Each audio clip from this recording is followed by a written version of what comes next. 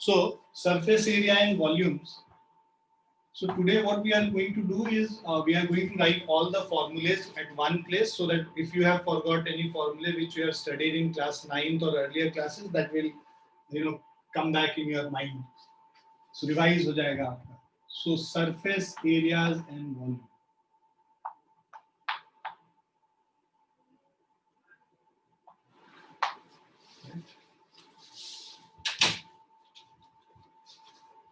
Surface area and volume. तो सबसे पहले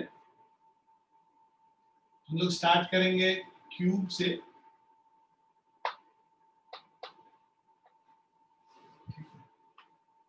अब क्यूब क्या होता है कि जिसके सारे फेसेस स्क्वायर शेप के होते हैं, राइट.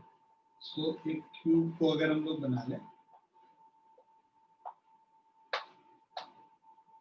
हर साइड ए के बराबर हो गया. Each of the side is equal to a. And so first इसमें a, so curve surface area या लैटरल सरफेस एरिया, यहाँ पे कर्व नहीं है, एरिया ऑफ 4 वॉल्स कह सकते हैं या लैटरल सरफेस एरिया कह सकते हैं. So lateral surface area,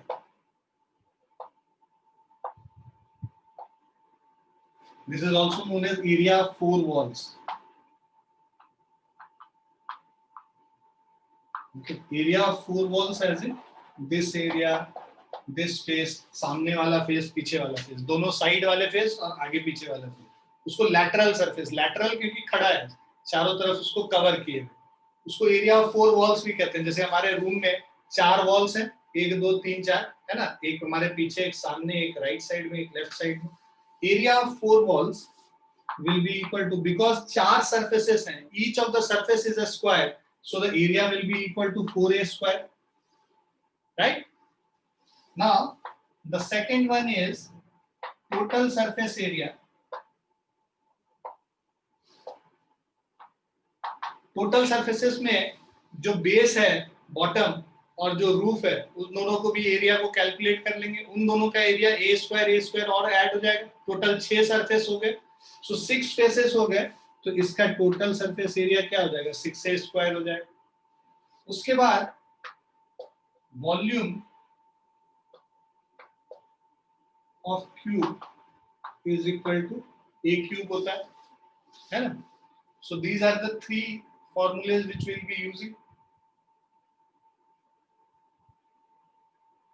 done है क्यूब का? Yes, sir. Yes, sir. दूसरा है क्यूबॉइड. अब क्यूबॉइड में जो सरफेसेस होते हैं वो रेक्टेंगुलर सरफेसेस होते हैं. All the surfaces are rectangular.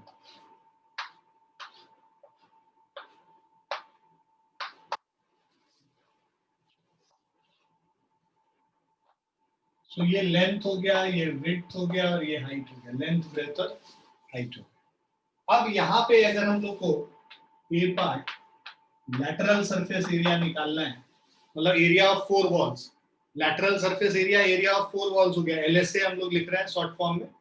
अब यहाँ पे 4 वॉल में तुम ये देखो, मान लो ये साइड वाला वॉल, इसको यूज करना है, तो ये क्या है, इसका ब्रेथ है और ये हाइट है, ब्रेथ इनटू हाइट. उसी तरह इस वॉल का क्या हो जाएगा, ब्रेथ इनटू हाइट, राइट. दोनों साइड वाले वॉल में ब्रेथ इनटू हाइट कर देंगे. नीचे जो हो गया वो ब्रेथ हो गया और ऊपर हाइट हो गया, तो ब्रेथ इनटू हाइट इधर का एरिया और इधर का भी एरिया, ब्रेथ इनटू हाइट. पीछे वाला जो एरिया होगा, ये लेंथ, ये देखो पूरा लंबा लेंथ है और ये हाइट है, तो लेंथ इनटू हाइट इसका एरिया हो गया और सामने वाले वॉल का भी लेंथ इनटू हाइट हो गया. सो लेंथ हाइट 2 बारी, ब्रेथ हाइट 2 बारी. सो 2 times LH plus 2 times BH. So twice of L plus B into H. थोड़ा सा दिमाग में रखोगे इन सब चीजों को, तो एग्जामिनेशन में फॉर्मूला भूल भी जाओगे तो वहां डिराइव कर सकते हो कि कैसे होता है. क्लियर है? ओके. अब अगर हम लोग आते हैं टोटल सरफेस एरिया पे.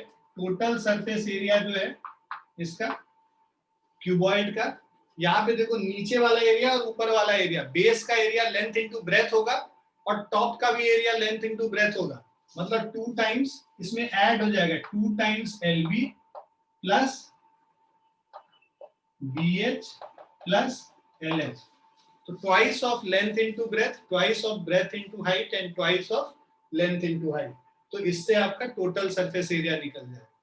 टोटल सरफेस एरिया निकालने के बाद अगर हम लोग को वॉल्यूम निकालना है, so volume is equal to length into breadth into height हो जाता है.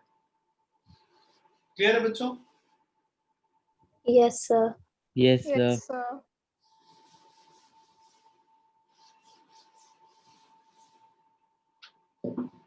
अब नेक्स्ट जो है तीसरा सरफेस, वो है हमारा सिलेंडर.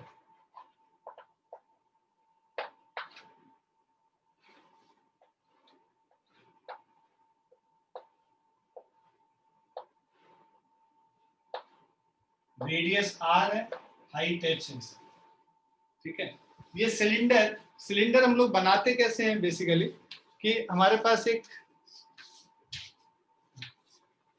बेसिकली हमारे पास एक, मान लो ये स्ट्रेट रेक्टेंगल है.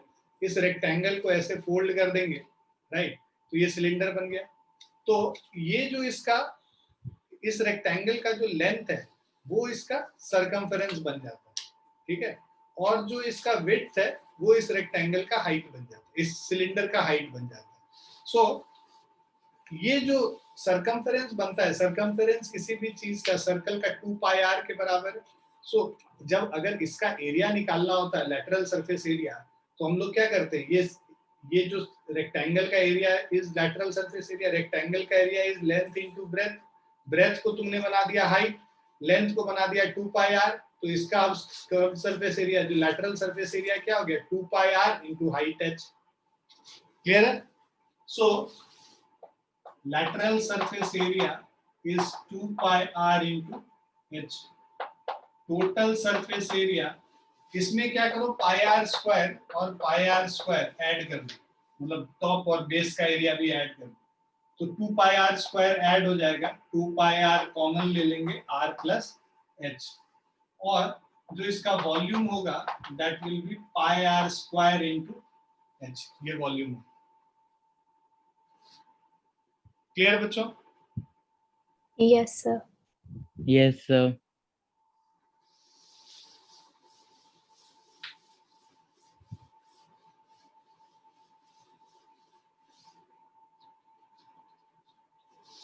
ये तो सॉलिड सिलेंडर है.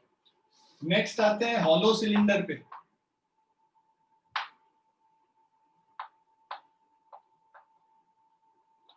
हॉलो सिलेंडर का मतलब कि अंदर से खोखला, इस तरीके का cylinder.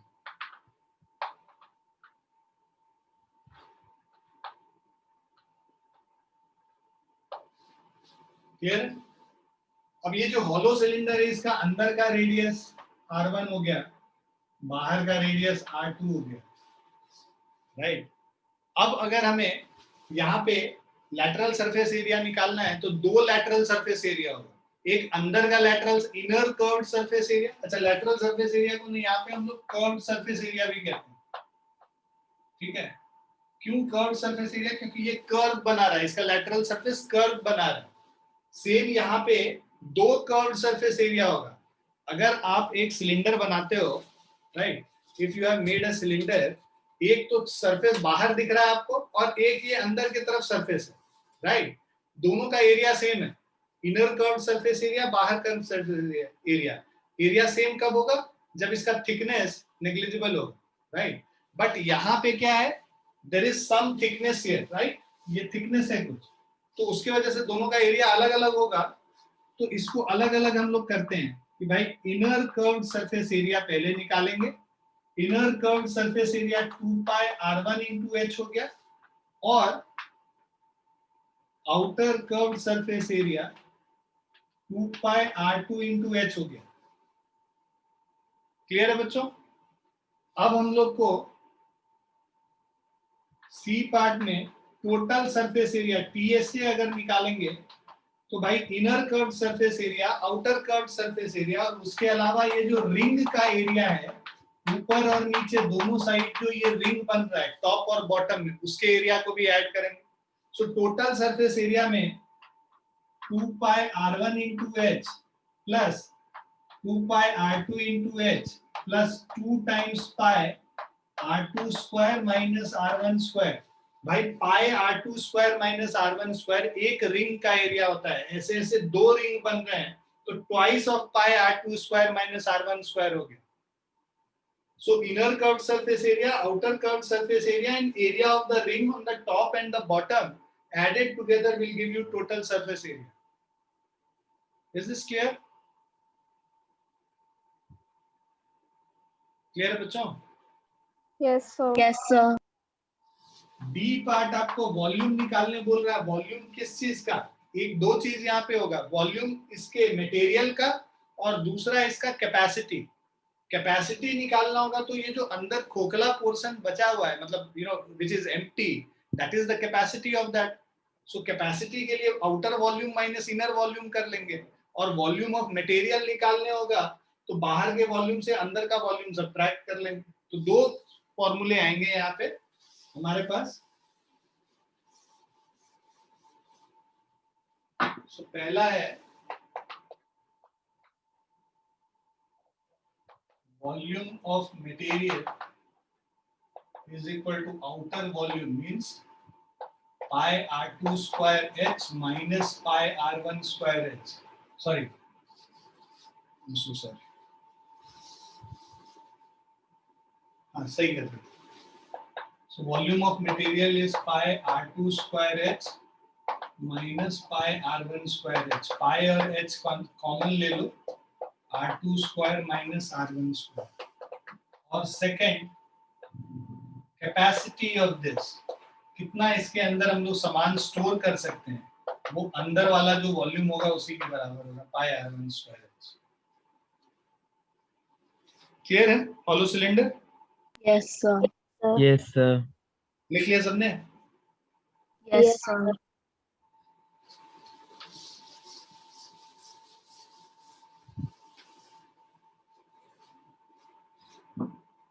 Now next is cone. So fourth one is cone.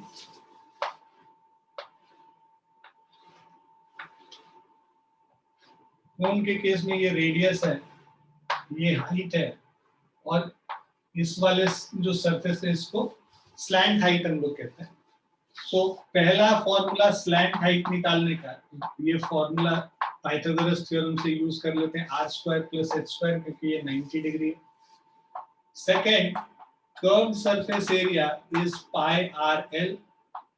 Third, total surface area, curved surface area में जो बेस का एरिया ऐड कर दोगे pi are square, so this is equal to pi R common ले लोगे L plus R, और volume is equal to 1/3 pi are square H.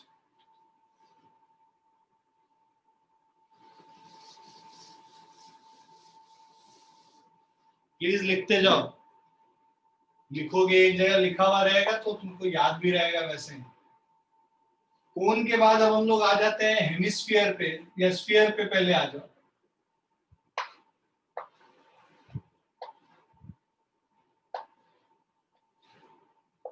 इसका radius r है।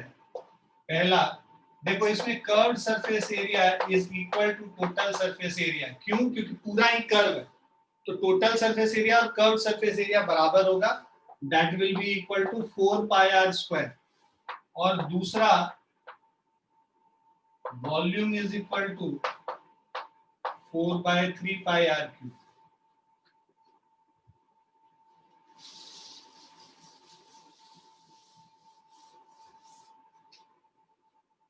Then comes hemisphere.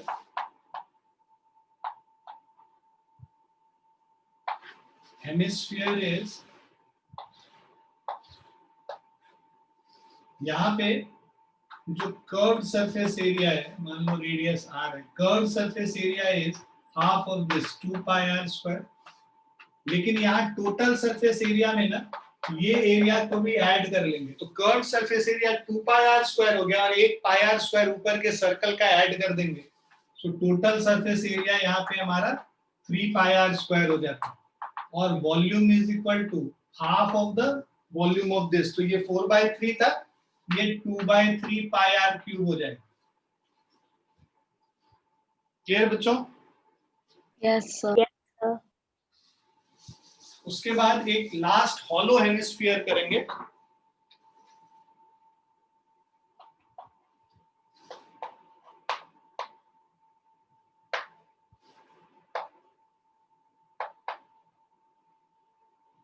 Hollow hemisphere